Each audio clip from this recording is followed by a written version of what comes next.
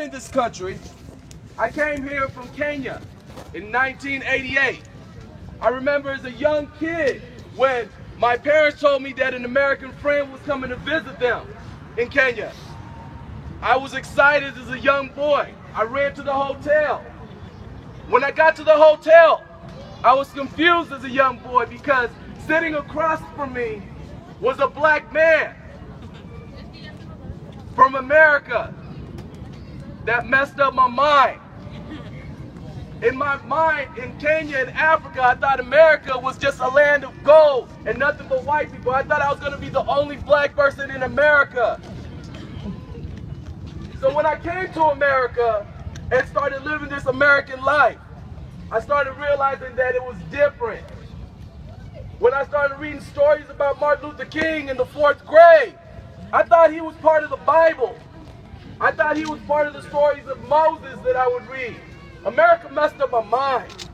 I started realizing that this is different from where I came from. Then I started realizing that I started being grouped by a certain age just for the skin that I had. First, it was by people just calling me African, this. But once I got over that, then it was the whole general population. Soon, I was being told that I was a bad kid because the clothes I was wearing was too hip-hop.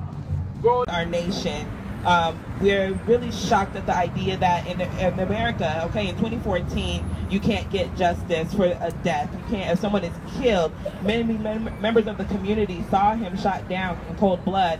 And last night, on November 24th, the grand jury in St. Louis, Missouri has declined to bring charges. They declined to indict Officer Wilson. We call this an injustice, and we're calling for higher authorities to take initiative. I'm going to hand it over now to Reginald Boulding, who's also going to make a statement. Thank you. My name is Reginald Boulding, representative-elect for Legislative District 27. I have a few thoughts prepared as well. So first, my thoughts and prayers go out to the family of Michael Brown and all those affected by the incident that took place in Ferguson. In this nation, law enforcement officials take an oath to protect and serve the public. Unfortunately, for far too long, young men of color have neither felt protected nor served. Oftentimes, these interactions have left young men of color feeling harassed and violated. The incidents in Ferguson has placed a spotlight on many of the injustices that take place across this country and in Arizona every single day. Injustice anywhere is a threat to justice everywhere. As a community, we must hold everyone accountable for their actions, whether it's police officers abusing their power or citizens committing crimes in our neighborhood. Now is the time to stay active, engaged, and vigilant.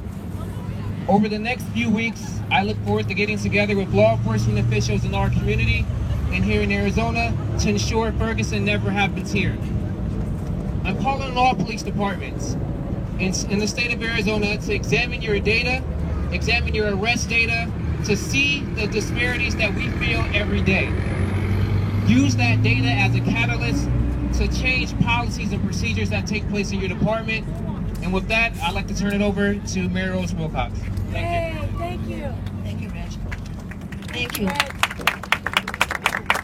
I am the co-chairman of the Black Brown Coalition, and our coalition was formed about 5 years ago. And our mission is to address issues that threaten justice for our community and also human and civil rights. We are here today in solidarity with the people of Ferguson, particularly the Brown family. Our hearts went out to the whole community. I feel it was an unjust decision that was put forward. It would have been so much better if that prosecutor would have done his job. He would have indicted on one of the many charges, and we could have had a trial. People could have seen in public what went on. We could have heard what went on, and it would be open and transparent. The way it happened, particularly the announcement, 9 o'clock at night, after everybody was waiting, the tension mounted and mounted, and people exploded. I don't condone the violence. We should never have violence, but I think people are frustrated. They must work together to change what is happening in our country. Race relations must be front and center. We cannot hide our head in the sand and say racial profiling does not happen. the very words of the officer when they were read today by many lawyers on TV, when he said he was afraid. You cannot be afraid as an officer. You must reach out. You must work with the community. Many years ago, when we had the Mallet, Buchanan, and Valeria instances, we worked with the police. We had the karate chokehold done away with. We took steps to have a board put in for use of force with civilians on it. And I know the people of Ferguson will have to work long and hard to remedy and heal their town. But it did not help when that verdict came out and nobody understands it. We asked Eric Holder, our Attorney General for the United States, to expeditiously move on the investigation and bring justice to our community and start the healing that America needs. With that, let me introduce Tony Navarrete with Promise Arizona. Thank you, Mary Rose. Thank you very much. So hi, my name is Tony Navarrete. I'm an organizer here with Promise Arizona, and I'm here to say that Promise Arizona stands in solidarity with the family of Mike Brown and also all of those in Ferguson. As we celebrate our immigrant families and the president's recent decision on executive action, it's very evident, and we are very well aware that the recent decision in Ferguson, we still have a lot of work to do in our communities to have true racial justice and dignity for all of our families. Right.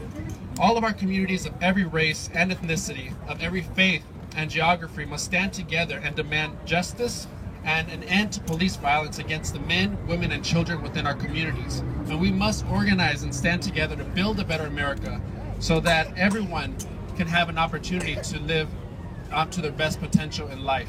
Thank you. Thank you, cutie. Good job, well said, yeah. Hi, my name is Francisca Porchas and I'm with Puente. Hola, mi nombre es Francisca Porchas y estoy con Puente. Voy a decir esto en español primero y luego voy a hablar en inglés. Estamos aquí como una organización pro derechos humanos, pro derechos del inmigrante y como una organización que es pro afrodescendiente en el estado de Arizona y en esta nación. Estamos indignados de lo que ha sucedido en Ferguson. Estamos indignados de que tanta gente afrodescendiente está siendo asesinada en sangre fría en las calles de este país. Estamos indignados con lo que están haciendo con los protestantes dentro de Ferguson. Tienen todo el derecho a levantarse, a resistir y a exigir justicia por su propia gente. Y estamos parados aquí en solidaridad. No tenemos ningún juzgamento de lo que están haciendo en las calles de Ferguson, porque sabemos que es la rabia, el coraje de la injusticia. Sabemos lo que es ser perseguido, lo que es ser detenido, lo que es ser maltratado por la policía. Sabemos lo que es eso. Lo que no sabemos es cómo es perder tanta gente en sangre fría en las manos de la policía. Y por eso tenemos compasión y tenemos solidaridad con el pueblo Ferguson y con el pueblo afrodescendiente de este país. No estamos tan orgullosos de lo que hizo el presidente. Estamos felices de que 4 millones de personas van a poder arreglar, pero estamos muy tristes de que nuestra gente está siendo criminalizada y dejado fuera porque tienen récords criminales. Y estamos luchando con la criminalización de nuestra gente y de la gente afrodescendiente de este país. Hello, my name is Francisca Porchas and I'm here today in solidarity, along with Puente members and families, with the people of Ferguson. We have no judgments of how the people of Ferguson have decided to resist in the last few days or in the last 100+ days. We know what rage is like, anger and frustration, after being persecuted, after being detained, after being mistreated by police in the streets of Arizona and Phoenix and across the country. What we do not know what it's like is to be killed and murdered in cold blood. And that is a crisis and an epidemic that we have in this country of black people being shot to death in cold blood, armed and unarmed. So we're standing here in solidarity today with all black people and in solidarity with all the people of Ferguson. And we're not celebrating as much a decision of the president. We're happy that 4 million people are going to be less criminalized and they're getting relief. But we're also very sad that the message of the president is family, not felons. Felons are our family and we're tired of being criminalized. So that's why we stand here in solidarity with our black brothers and sisters today as Puente Movement and as part of the national campaign, Not One More Deportation. Black Lives Matter! Black Lives Matter! Black Lives Matter! Black Lives Matter! Black Lives Matter! Thank you. We're also going to hear from Charlene Tarver Esquire, who has helped really become a leader and stepped up in organizing our community, organizing town halls and other events with local law enforcement to help begin healing in our communities. Thanks, Charlene. Hello, my name is Charlene Tarver. I am an attorney with the Tarver Law Group, and I want to say, first of all, thank you, Phoenix. Thank you for standing up and saying that where there is an injustice in America, Phoenix is going to make sure that its voice is heard. We will no longer allow for the senseless brutalization and the victimization of our brothers and sisters all around this nation and all around this globe. It must stop here. And we stand with the community in Ferguson and with the family of Michael Brown Jr. and we call on the government and the President Obama to step up and conduct a full investigation into the conduct of the Ferguson Police Department. We want justice, and we want justice now. Our young black boys and our girls will not continue to be criminalized in the name of law enforcement. We have a Constitution in the United States of America, and that Constitution says that we are all entitled to life, liberty, and the pursuit of happiness. My life, liberty, and pursuit of happiness is infringed upon when I cannot walk through my neighborhood free of fear, free of intimidation, and free of racial profiling. That is unacceptable. That is unacceptable to me as a black woman, as a black mother, and as a black lawyer. But more importantly, it is unacceptable to me as a black voter. And I call on all of us, when it is time to step up and elect our political leadership, we must hold ourselves accountable to ensure that these are individuals who reflect our community. Under no circumstances should a jury of 12 be composed of 9 whites in a community that is 87% black. We cannot have justice when the people that are ensuring the justice are insensitive to the plight of the poor and people of color. So because the system is corrupt. I charge each of you, sign up for jury duty, get more involved politically, write your local political and elected officials, and do more to bring about change in this nation. And please, do not look at your circumstances and allow that to cause you to be indifferent to your brothers and sisters who may be veterans, who may be suffering from post-traumatic stress disorder, who may be immigrants, who may be poor, who may be single mothers, who may be of the LGBT community, who may be of different faiths. I ask each of you, hold yourselves accountable to stop discrimination in America. Then and only then can we hold our officers to be accountable to stop discrimination in America. Thank you. Woo! Thank you so much, Charlene. Thank you to all of our speakers. Thank you to everyone who's here tonight. So right now we're going to commence with our rally. We're going to stand in solidarity. We're going to learn about what's happening in Ferguson and what the demands are now that the grand jury has come back. And we're going to hear stories from people who from St. Louis, as well as those of us who have visited, to learn more about the situation there on the ground. So thank you so much for coming out. Thank you, members of the media. You're please more than welcome to stay. And if you are interested in speaking, where's Christina? I'm right here. Please see Christina Bustos. Come to the front so people can see you. She has on a red scarf. If you're interested in speaking and sharing about your experience with racial profiling or police brutality, please sign up with Christina, and we'll incorporate our local speakers throughout the event. Are we ready? I see you. Mike Brown means we got to fight back. Mike Brown means we got to fight back. Mike Brown means we got to fight back. Mike Brown means we got to fight back. Mike Brown means we got to fight back. Mike Brown means we got to fight back. Mike Brown means we got to fight back. Mike Brown means we got to fight back. Mike Brown means we got to fight back.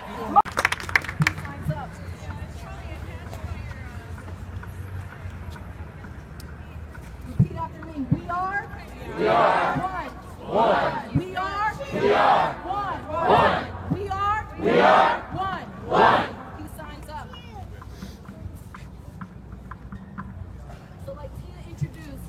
Miss Christina Thornton. I am you. I am a voice. I went to Ferguson, Missouri because one, St. Louis, Missouri is my hometown. I went to Ferguson, Missouri like most who have seen on TV. I knew what I was watching, regardless of what radio station, regardless of what channel, it wasn't actually what was going on. So I went to Ferguson, Missouri in August for the National Peace March. I went with Tia and a couple of others here from Arizona with Black Lives Matter. And I'll read to you just briefly of exactly the reasons why I went. First, my family is there. I had to go check on my family, my immediate family. My last name is Thornton. 8 years ago in February, my uncle by the name of Charles Cook Thornton experienced a similar situation to Mike Brown. I had to go down for more than one reason. I had to be a voice. Given the opportunity to present the full narrative, I wanted to make sure that I brought that information back to Arizona. And more importantly, I wanted to make sure that I was able to spread the gospel of peace and agape love. Like most, I was in disbelief, and I wanted to not only watch from afar, but be a servant and lend my voice for the immediate need of action. My immediate prayer when I went down was for healing from the law enforcement to the residents and those who were subjected to injustice. I was able to be in the midst of people from all around the world who were there for one cause, not race, not a man-made term, but for injustice. We arrived in Ferguson as strangers on that day, but we honestly left as family. We honestly left knowing that there was a need that needed to be taken care of. That there's plenty more of Mike Browns around the world. It's unfortunate that this situation had to be portrayed on TV in such a manner for people to wake up, for people to get a clue, to understand that this is something that's going on in our neighborhoods, in our communities. The time for action is now. We've heard this, so what are we going to do about it? Lend a voice. Be the change you want to see. Be that voice. Be that advocacy for change. Wake up. This is no longer a race issue. This is a human issue. This is a right issue. This is an injustice issue. So I challenge and I call each and every one of you here who are present, and for those who are not, who may be watching this from afar, take this time out to truly think, what can I be doing? How can I motivate my town? How can I motivate my community? How can I encourage myself? How can I not continue to be a standby citizen? How can I stand up for change? How can I be that action? How can I be that voice? And how can I do it now? Thank you.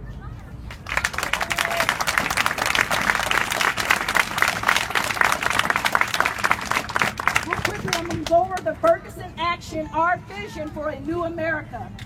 You can find this information on FergusonAction.com. We want justice for Michael Brown. We want freedom for our communities. We want an end to all forms of discrimination and the full recognition of our human rights. The United States government must acknowledge and address the structural violence and institutional discrimination that continues to imprison our communities, either in a life of poverty and or one behind bars. We want the United States government to recognize the full spectrum of our human rights and its obligation under international law. We want an immediate end to police brutality and the murder of Black, brown, and all oppressed people. Every 28 hours, a Black person in the United States is killed by someone employed or protected by the government of the United States. Other communities are also criminalized, targeted, attacked, and brutalized. We want an immediate end to state-sanctioned violence against our communities. We want full employment for our people. Every individual has the human right to employment and a living wage. Inability to access employment and fair pay continues to marginalize our communities, ready us for imprisonment, and deny us of our right to a life with dignity. We want decent housing fit for the shelter of human beings. Our communities have a human right to access quality housing that protects our families and allows for our children to be free from harm. We want an end to the school to prison pipeline and quality education for all.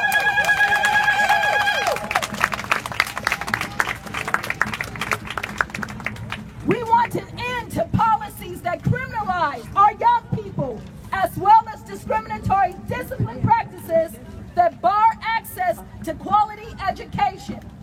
Furthermore, we want all children to be able to access free, quality education, including free or affordable public university.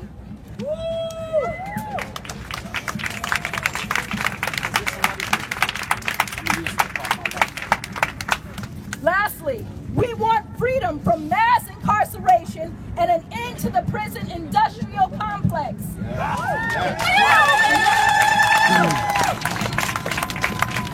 We want an end to the over-policing and surveillance of our communities. This will hasten an end to the criminalization of Black and brown people and hyper-incarceration everywhere. Policing in the United States has historically helped to enforce racist laws, policies, and norms. The result is a massive prison industrial complex built on the warehousing of Black people.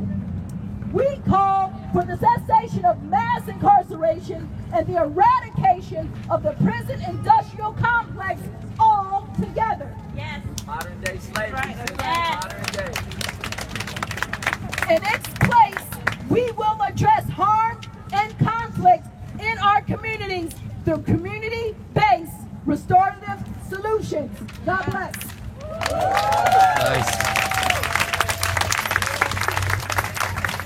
Thank you so much, Christina. Next, we're going to hear from Anae Bickham. Again, if you are also wanting to speak and share. Honor those ancestors that are here with us. Amen. All right, we would not be here had it not been many people that went before us of all colors. Yellow, black, white, red, and brown, all right? They sacrificed this space, this building, this concrete. None of us would be here had they not made that path, all right? So I have to honor that. I have to also honor this land. Because I do this talking all over this country, all over this world. This space we're standing is the USA. I honor that.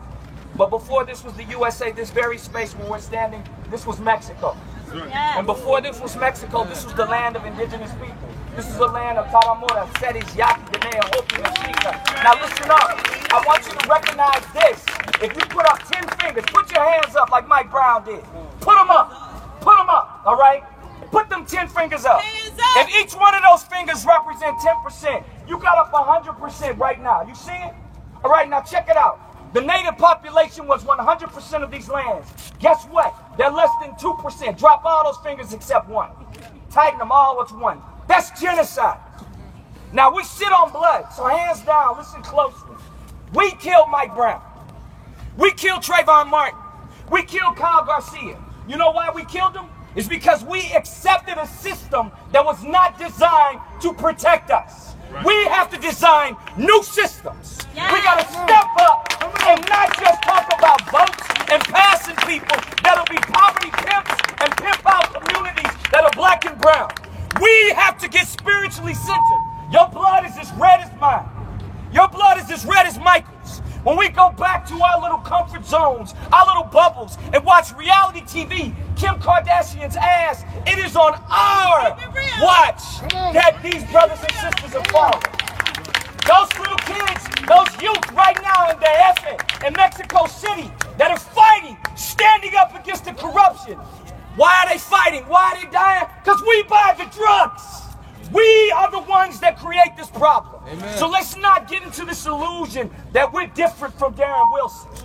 No, he in Lakesh. He is our mirror. A mirror is up right now. All of us got to step up and get up our industrialized comfort zones and create new systems, new ways of justice. Because injustice for all, at the end of the Pledge of Allegiance, is a lie. It's all for just us. Because we have been caught up in too much greed, too much comfort. So I know you're out of your comfort zones right now. You're out here ready to do work. So let's do this. Let's honor Mike Brown.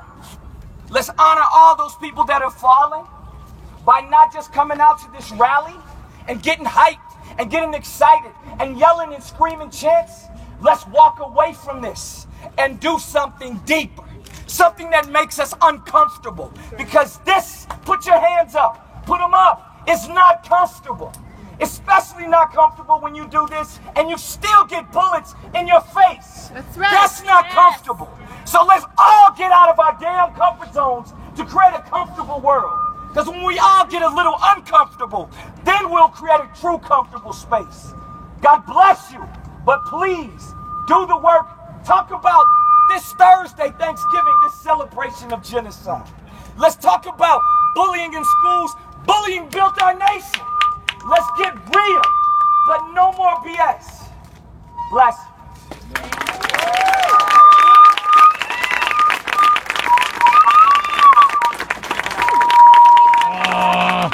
Turn it off. Hey, you don't need it. You know what? I just gotta say one more thing. I'm from St. Louis, Missouri. I grew up in Ferguson, Florissant. My friend Andre Carpenter, Rudy, all right, we was killed at 17 by a neo-Nazi in 1990 because of the color of his skin. That dude did no time. Nothing. And here we are, 2014. Same thing. That generation that was high school kids at my time, they're parents now. When are we going to do something different? When are we going to really step up and say, all lives are worth something? No one color. If somebody dropped bullets on this space right now, the blood on the ground, it wouldn't be black. It wouldn't be white. It wouldn't be brown or yellow. It would all be red. And we would all scream and cry in the same language. Humanity is one.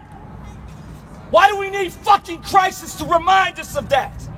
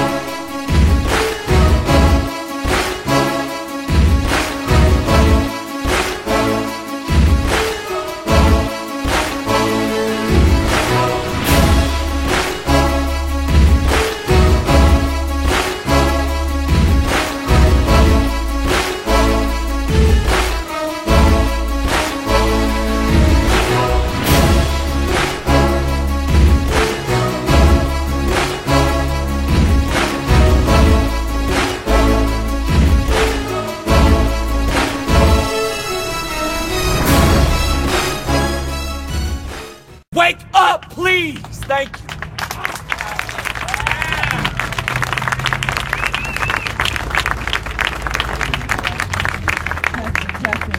Can everyone hear me? Yeah. Thank you. So we're going to move the moment.